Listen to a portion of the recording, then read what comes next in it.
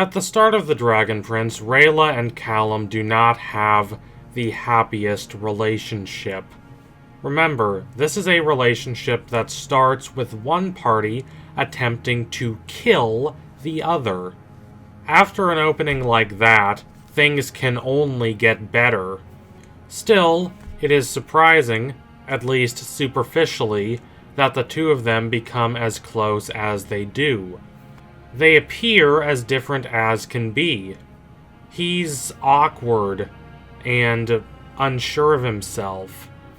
He's a dorky prince who doesn't really feel like a prince because he would not have that title had his mother not married the king.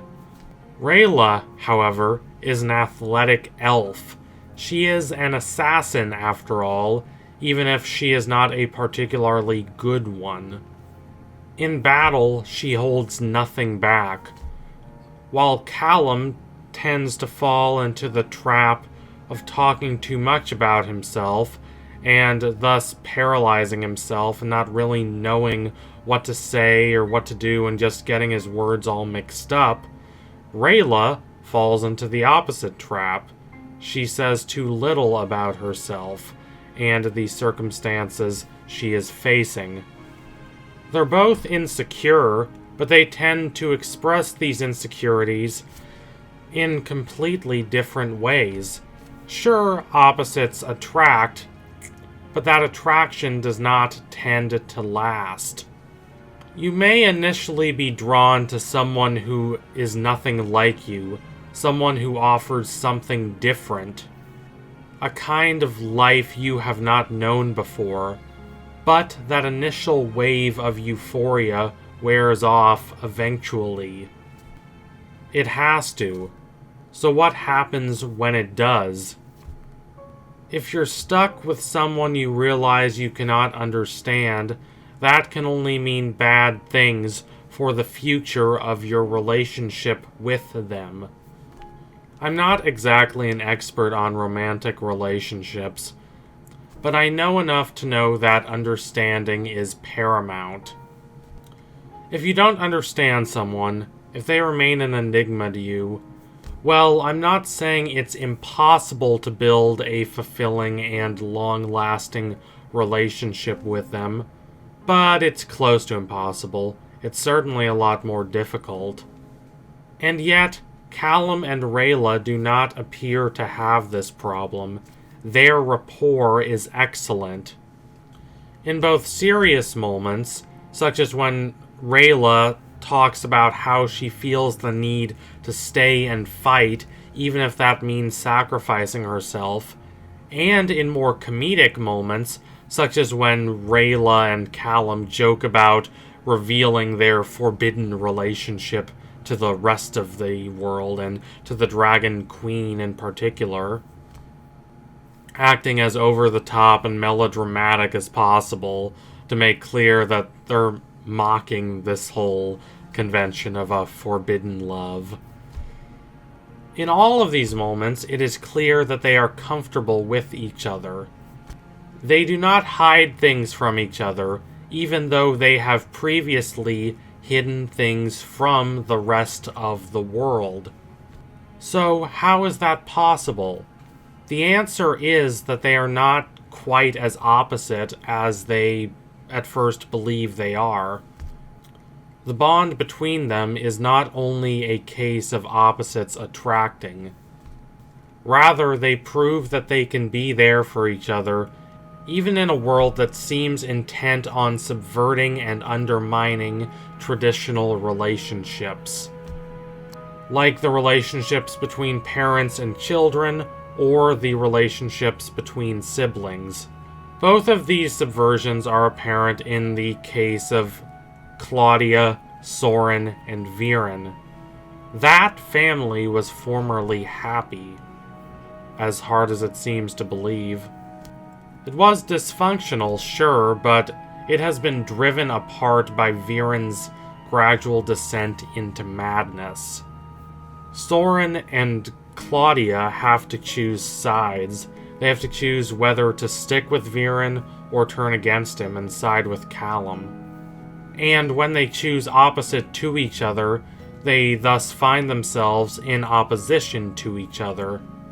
But it is perhaps because this is a world that subverts and tears apart traditional relationships that the relationship between Callum and Rayla, which by the parameters of this world is decidedly non-traditional, why that relationship can thrive and grow and develop and benefit both Callum and Rayla. These are two people who should hate each other, considering the long and bloody history of conflict and tension between elves and humans, but instead, they grow to care about each other. They find solace in each other. While they manifest their isolation differently, as I mentioned earlier, the truth is that they experience that isolation in much the same way. They both find themselves at odds with the dominant ethoses of their respective societies, for these ethoses champion war and bloodshed and conflict above all else. Even when Callum was a kid, he was rather soft-hearted. He resembled Ezrin as much as he resembled the person he now is. He wondered where the hostilities between elves and humans came from, and he longed for those hostilities to stop. While it is not clear if Rayla harbored similar sentiments as a child, it is clear that she is distanced from the person she is supposed to be according to the mores of her society. Part of this is structural. Her society considers her parents traitors, so because of them, she feels a need to redeem herself in the eyes of society. She feels kind of a hereditary guilt and shame.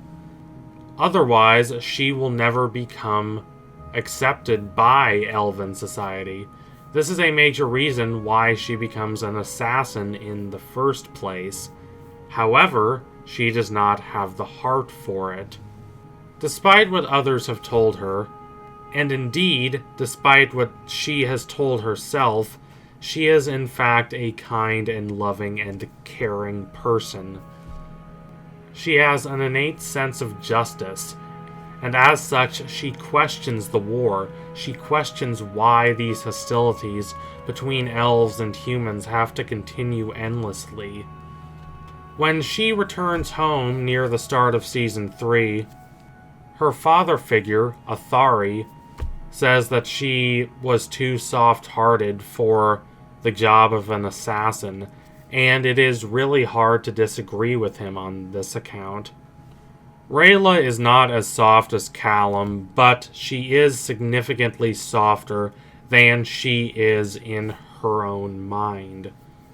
So we have these two beings on the edges of their respective societies in this age of chaos and confusion and conflict.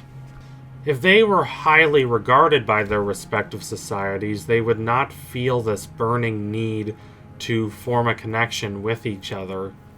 But they are considered outsiders, and they have internalized this feeling, this isolation, this disconnect. Only when they interact constantly, only when they help each other grow and learn, do they realize that they're worthy of not only the love of the other person, but also self-love. This provides them with an advantage as the world falls to shambles.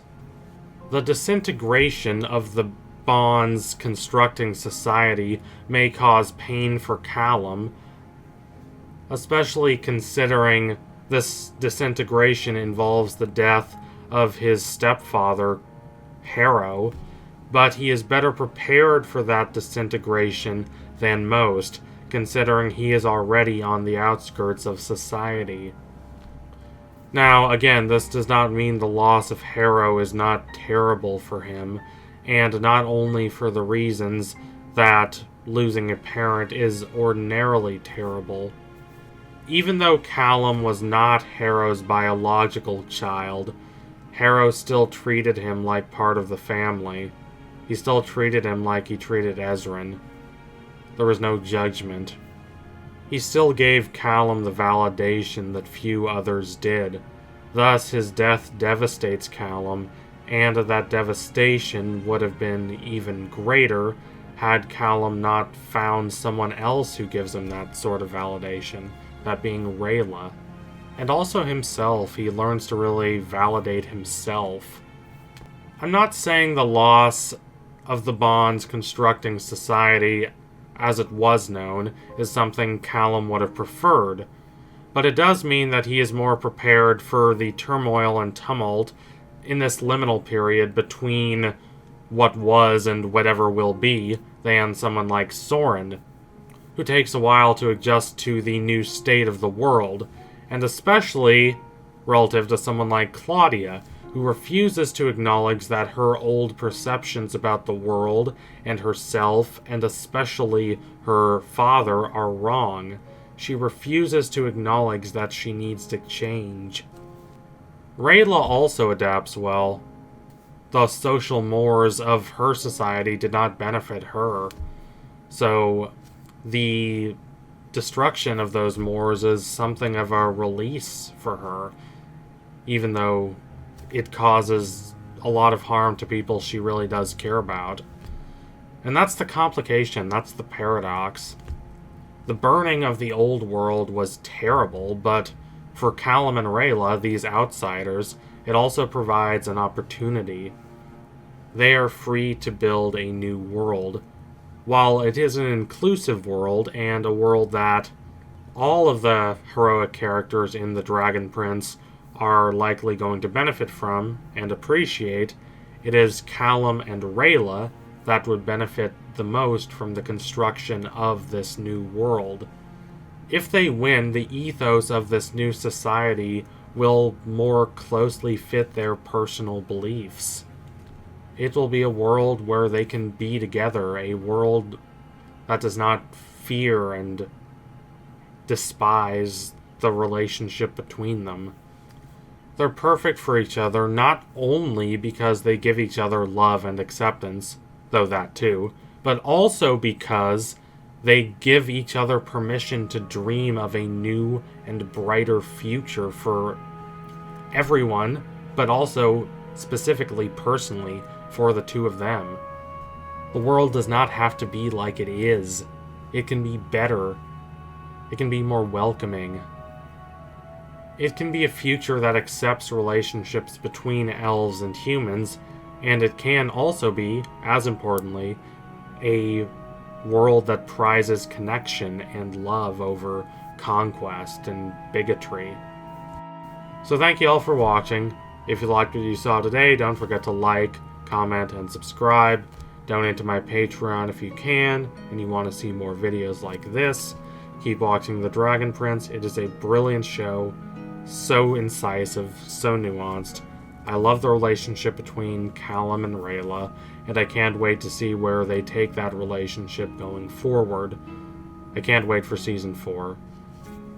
So tune in soon for the next analysis. It should be coming soon. I'll try to make that happen. Thank you all again. Adios, comrades.